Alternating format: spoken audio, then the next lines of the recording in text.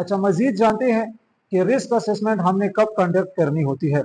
बहुत ज्यादा important question है। रिस्क असेसमेंट हम तब कंडक्ट करते हैं जब हम कोई नया काम शुरू कर रहे हैं।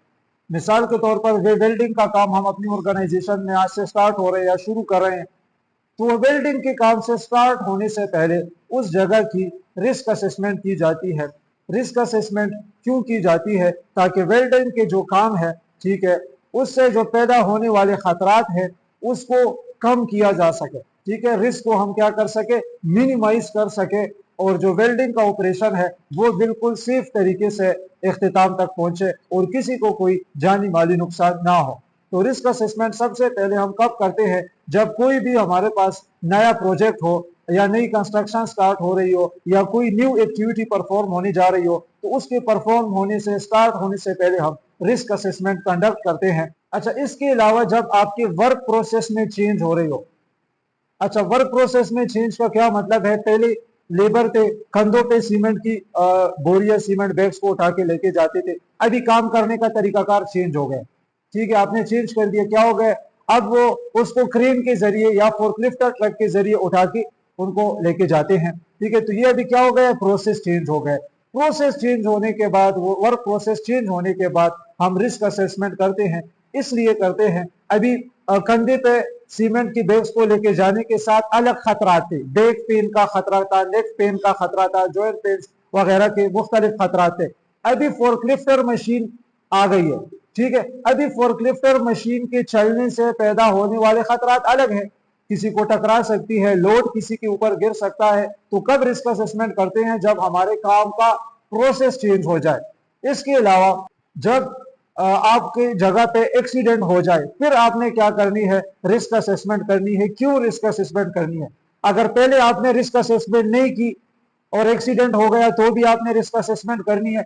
इफ आपने रिस्क असेसमेंट की थी फिर भी एक्सीडेंट हो गए तो भी आपने रिस्क असेसमेंट दोबारा से कंडक्ट करनी है। क्यों कंडक्ट करनी है? क्योंकि आपने जो प्रीवियस रिस्क असेसमेंट की थी उसमें डिफिशियंसीज थी, वो पूरी नहीं थी या उसमें शॉर्ट कमिंग्स थी, इस वजह से तो हादसा हो गया। ठीक है, इफ आपने प्रॉपर से हैजर्ड्स को आइडेंटिफाई किया होता, खतरे को कम किया होता, रिस्क को इवेल्युएट किया होता, प्रॉपर से कंट्रोल मेजर्स आपने सजेस्ट किए होते, तो फिर हादसा ना होता। तो मतलब ये है कि जब हादसा हो जाए तो दोबारा से आपने क्या करनी है? रिस्क असेसमेंट करनी है।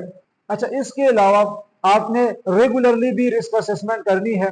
ये नहीं कि आप हादसे का इंतजार करें कि हादसा होगा तो रिस्क असेसमेंट करेंगे। नहीं, रिस्क असेसमेंट हादसे से पहले होती है। तो रेगुलर इंटरवल पे आपने रिस्क असेसमेंट करनी है। फॉर एग्जांपल, आप हर वीक एक डिपार्टमेंट की रिस्क असेसमेंट करते हैं। उसमें आप प्रॉपर एक्टिविटीज को, मुख्तलिफ लोकेशंस को, मुख्तलिफ लोगों को आप टारगेट करते हैं। ठीक है, तो रेगुलर इंटरवल की बुनियाद पर हर हफ्ते, ठीक है, आप रिस्क असेसमेंट करते हो या 2 हफ्तों बाद करते हो या महीने में करते हो, डिपेंड करता है आपके ऑर्गेनाइजेशन की एक्टिविटीज की कम्प्लेक्सिटी पे। ठीक है, तो रेगुलर इंटरवल पे भी रिस्क असेसमेंट करनी होती है।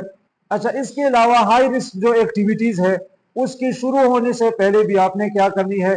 रिस्क असेसमेंट करनी है। फॉर एग्जांपल, कन्फाइंड स्पेस पे काम करना हाई रिस्क एक्टिविटीज है।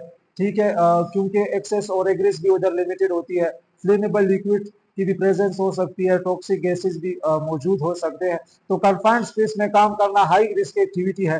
तो इसके लिए फिर हम काम शुरू होने से पहले भी रिस्क असेसमेंट करते हैं और काम के दौरान हम दोबारा से रिस्क असेसमेंट करते हैं, ताकि काम के दौरान कुछ अगर नए पैदा होने वाले खतरात है तो उसको भी प्रॉपर तरीके से एक्सेस किया जा सके। अच्छा, इसके अलावा लेजिस्लेशन भी चेंज होता है, ठीक है, तो भी आपने क्या करनी है? रिस्क असेसमेंट करनी होती है। रिस्क असेसमेंट आपके पास एक लीगल रिक्वायरमेंट है।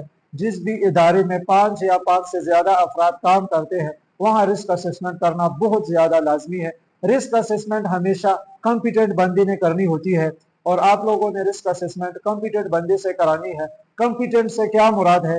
कॉम्पिटेंट से मुराद वो बंदा है जिसके पास 4 चीजों की अवेलेबिलिटी हो। एक, नॉलेज, एक उस काम का उसके पास नॉलेज होना चाहिए। दूसरा, उस काम करने की उसको रेलिवेंट ट्रेनिंग उसने ली हुई है।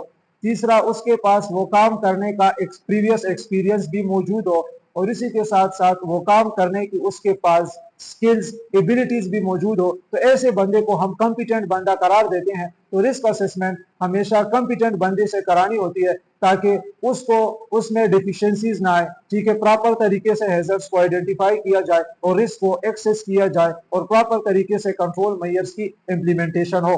Thank you.